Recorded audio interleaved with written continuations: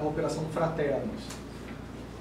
Essa operação ela visou desarticular uma quadrilha que estava instalada aqui no extremo sul da Bahia já há muitos anos, há quase uma década, aí, que basicamente vinha fraudando licitações e desviando recursos das prefeituras de Porto Seguro, de Santa Cruz Cabrália e de Eunápolis. Existia a participação direta dos prefeitos desses municípios nesses atos criminosos. Basicamente, era um grupo de empresas interligadas entre si, né, formadas por parentes, por sócios, por pessoas que mantinham vínculos. Essas empresas, elas simulavam licitações, elas ingressavam nas licitações para dar um ar de legitimidade à concorrência, mas na verdade não tinha concorrência nenhuma, era um jogo de cartas marcadas. Essas empresas, elas se alternavam nas vitórias das licitações, e a partir da contratação da empresa, parte dos recursos que eram pagos pela prefeitura eram desviados, passavam por contas de passagem, que nós chamamos, para tentar desvincular o dinheiro da sua origem ilícita, né, uma forma aí de lavar esse dinheiro, e acabavam retornando para o grupo criminoso. Isso é uma coisa que ficou bem comprovada, bem documentada, pelo menos em mais de 30 licitações que aconteceram nos últimos, de 2009 para cá. Então, na data de hoje, estão sendo cumpridas, né, 21 mandados de prisão temporária, 18 mandados de condução coercitiva, 42 mandados de busca e apreensão. Além disso, foi determinado também pelo Tribunal Regional Federal da Primeira Região o afastamento dos 3 prefeitos das suas funções, de Porto Seguro, Eunápolis e Santa Cruz Cabrália, o sequestro de bens imóveis e automóveis dos investigados, não só os prefeitos, os outros investigados também, e bloqueios de contas correntes, né, para ressarcimento do dano ao erário. Então, em linhas gerais, era isso. Né, como dito, é um crime grave, é uma quadrilha que se instalou aqui já há quase uma década, né, e hoje, né, felizmente, a gente está dando cumprimento a essas medidas com o objetivo de estancar essa sangria. Isso aí. Foram 250 policiais, né, mobilizados. Como é que foi articular tudo isso? Eles, de alguma forma, não sei, resistiram à prisão? Teve algum contratempo assim, na operação? Alguém não foi encontrado? Assim, os 3 prefeitos, eles não foram localizados ainda. Então, assim, existe um indicativo aí de fuga, né, de tentar se evadir, apesar de que não havia sido determinada a prisão deles, né. Existem mandados de condução coercitiva contra os 3 prefeitos. Na situação de condução coercitiva, que eles não foram encontrados, o que pode acontecer? O que pode acontecer, se nas próximas horas nós não os localizarmos ou eles não se apresentarem, a gente está avaliando a possibilidade de pedir a prisão preventiva de todos eles. E tem esse prazo, as próximas horas, o quê? 24, 48 horas? Não, nas próximas horas. Ainda durante o dia de hoje, a gente vai ainda tentar localizar, né? Já mantivemos contato aí com um advogado. E caso não haja a apresentação, a gente está estudando a possibilidade de pedir a prisão preventiva. Nenhum dos endereços foram encontrados? Não.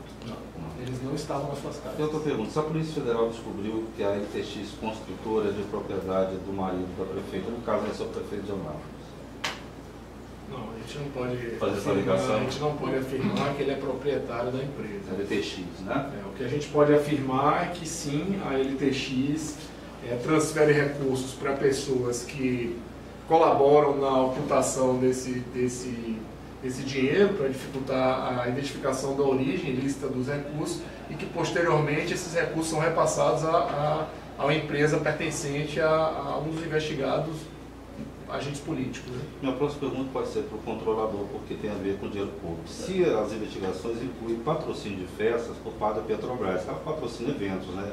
Nesse curso todo de investigações, tem investigação nesse sentido?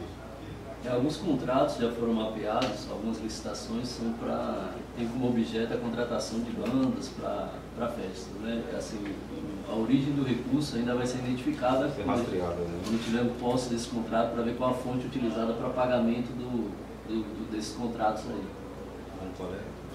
Se o vice-prefeito também, na sequência, o afastamento dos 3, se o vice também fica nessa situação, os vices, né? Não, os vices devem assumir agora, né? Nesse momento, afastados os prefeitos, o vice assume. O período de afastamento, 180 dias ou indeterminado? Não, é indeterminado. A minha última pergunta, e os colegas podem fazer: se a Polícia Federal investiga que a empresa do marido da juíza da Vara da Fazenda Pública presta serviço à Prefeitura, tem essa ligação? Nenhuma ligação. Em absoluto, não tem nenhuma ligação. O objeto da investigação é completamente distinto desse aí que você está perguntando. Ok, muito obrigado. Aqui até tem, o pessoal colocou aqui mais ou menos um gráfico aqui de como é que funciona o esquema. Então assim, depois da... Aqui tem... Esse caso é de volta? É um dos casos, né? Isso aqui a gente... Foram identificados ao longo da investigação diversas situações assim, idênticas a essa. Então, esse aqui é um exemplo de como é que funcionava. A prefeitura, né, após a licitação, ela contrata com a empresa, no caso aqui a empresa A, né, e a gente vê a seguinte movimentação do dinheiro. No dia aqui, nesse exemplo aqui, no dia 20 de maio de 2014, a prefeitura, através desse contrato aqui, pagou R$701 mil para a empresa, referente ao contrato. No dia 21 de maio, no dia seguinte, 639 mil saiu da empresa e foi para essa outra empresa aqui, a empresa B. Foram 4 depósitos, não, na verdade aqui, houve 2 saques desse valor, totalizando 639. No dia seguinte, ainda no dia 21, foram feitos 4 depósitos na empresa B. Esse dinheiro aqui saiu da empresa B e veio para essa conta aqui de uma interposta pessoa, de uma pessoa física, exatamente, tá? Em 2 depósitos, um de 61 mil e outro de 22 mil. E esse dinheiro aqui foi depositado por essa pessoa física, aqui no dia 23, né, 3 dias depois do pagamento que a prefeitura fez, um total de 61.300 para a empresa C.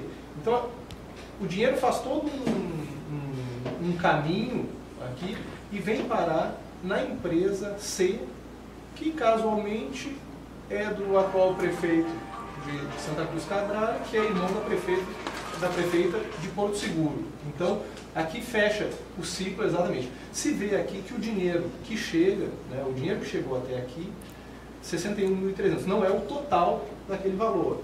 Porque assim, a gente não tem como aferir, pelo menos até o presente momento, quanto do dinheiro era desviado efetivamente e quanto era empregado na atividade. Porque, claro que o contrato ele tinha que ser executado de alguma forma.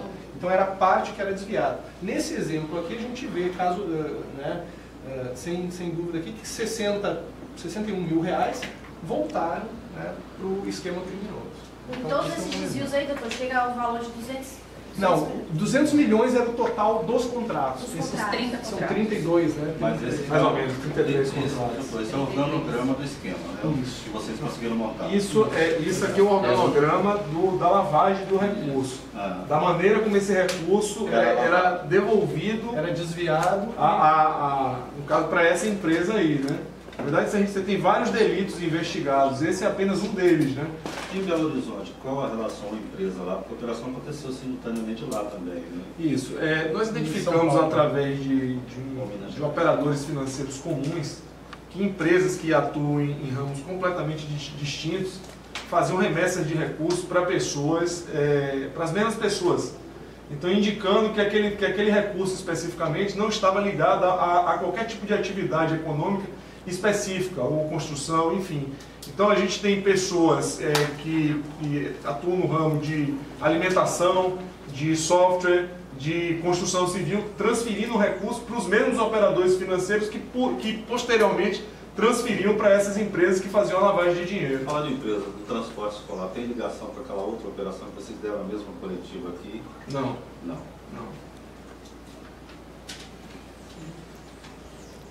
A gente, pelo menos as emissoras de TV, a gente faz as entrevistas separadamente depois, assim, sonora. Pode ser? A gente pode começar a gravar. Aí tem Vai quando gravar com você, grava com eu vou gravar com outro. Doutor, Não atrapalhar. se nenhuma dúvida. essa operação... É porque a gente recebeu também o informativo antes, então a gente já tá mais... Se essa operação não tem o desdobramento da operação Gênesis, não tem nada a ver, são fatores diferentes, como partiu esta operação de hoje, executada hoje? Olha, a Polícia Federal tem inúmeras investigações, ela não trabalha em uma frente só, as investigações seguem e não necessariamente a gente vai atuar num caso só. Nesse caso específico, a gente identificou uma movimentação financeira irregular e a partir de mais pesquisas e cruzamento de dados, a gente acabou levantando, com o apoio da CGU, esse vínculo familiar entre as empresas e identificando de uma maneira muito clara que essa competição nessas licitações ela é tão somente virtual. A pergunta ela foi feita porque na Operação Gênesis nós tivemos denúncias que foram feitas por vereadores, por edis. Então essa agora foi que a Polícia Federal identificou transações suspeitas e aí vocês acabaram concluindo essa operação executada hoje. Feito essa operação, o material apreendido na operação foi satisfatório para a Polícia Federal e para o Ministério Público Federal? Ou ainda está em andamento? Controladoria Geral da União. Corrigindo, perdão. Só para ficar... Sobre o material apreendido na operação. O material vai ser analisado ainda, isso a gente não faz isso de uma maneira assodada, a gente faz de uma maneira muito criteriosa, inclusive porque isso pode acarretar na deflagração de outras fases do trabalho, né? Para esclarecer como é que funciona, as equipes que vão aos locais de busca, que fazem a apreensão, fazem a triagem do material a ser apreendido, elas fazem a arrecadação do material e colocam em malotes lacrados. Só depois a equipe de investigação responsável pela investigação é que vai abrir esses malotes e analisar com cuidado documento a documento. Então, assim, o que se tem no primeiro momento é só as informações das equipes que estavam no local, né, e indica que sim, que existem documentos muito bons para a investigação, que confirmam, né, diversos fatos aí, mas claro, isso só vai ser possível depois com análise minuciosa. Uma perícia. Depois. Não com a perícia, com uma análise minuciosa. Só em termos de... Sim, na verdade foi determinado o sequestro dos veículos, né? Eles não foram trazidos para cá, foram nomeados os próprios investigados, nesse primeiro momento foram nomeados fiéis depositários, os veículos ficam bloqueados, eles não podem ser transferidos, eles não podem ser vendidos, né? E se for necessário, né, no futuro, se houver uma condenação e a necessidade de ressarcimento do erário, esses bens podem ser leiloados e vendidos. Uma questão também, assim, o release falou assim, por exemplo, de que o dinheiro era repassado para empresas de parentes ou dos próprios prefeitos, né? Nesse caso, assim, na hora das licitações, não dava para poder ver isso, assim? Ou foi isso que chamou a atenção de vocês? Ou era um laranja? Exatamente, deixa eu esclarecer. Esse dinheiro só chegava na conta caso dessa pessoa que você mencionou, depois de uma série de outras transferências que buscavam ocultar o caminho desse dinheiro.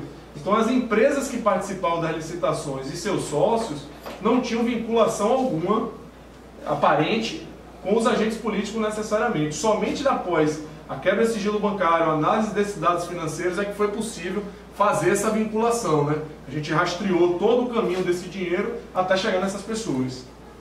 É só um dado para... Porque assim, vão ser apreendidos, ou estão sendo apreendidos, já no levantamento prévio que nós fizemos, mais de 30 processos licitatórios nas 3 prefeituras que estão sendo investigadas, né? Esses processos licitatórios, formalmente, são processos que não apresentam nenhuma irregularidade. Como os delegados falaram, né, as empresas, elas, de certa forma, ocultam seus reais proprietários, de maneira que não dá para identificar, só com base na análise formal do processo licitatório, a existência do esquema. Então, são 30 suspeitos, vamos dizer. No mínimo, nós já levantamos 30 licitações, envolvendo merenda escolar, envolvendo locação de veículos, envolvendo obras.